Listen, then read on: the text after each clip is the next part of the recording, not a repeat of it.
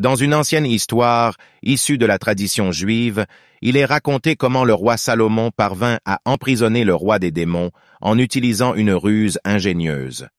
Salomon, avec sa sagesse et sa connaissance des arts occultes, découvrit le nom du roi des démons, qui était Ashmédaï. Ayant appris que le roi des démons possédait un anneau magique lui conférant un pouvoir immense, Salomon élabora un plan pour s'emparer de cet anneau et ainsi affaiblir Ashmédaï.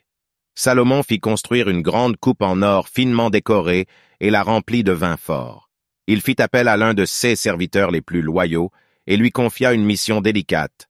Le serviteur se rendit au royaume des démons, où Ashmédaï était réputé pour sa soif insatiable d'alcool. Le serviteur se présenta devant Ashmédaï et lui dit « Ô roi des démons, Salomon, le grand roi, t'invite à participer à un défi. Il prétend que tu es incapable de boire cette coupe de vin d'un seul trait. » Intrigué par ce défi, Ashmédaï accepta. Le serviteur tendit la coupe remplie de vin à Ashmédaï, qui l'avala rapidement.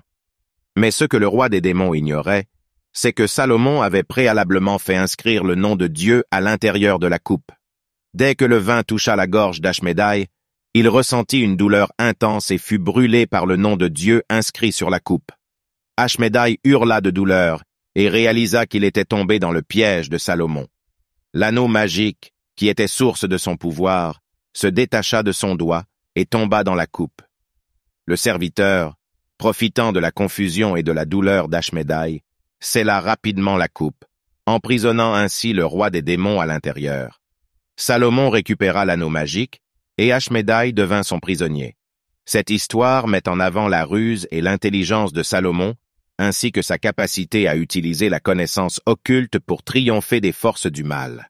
Elle souligne également le pouvoir du nom de Dieu et sa capacité à vaincre même les êtres les plus puissants.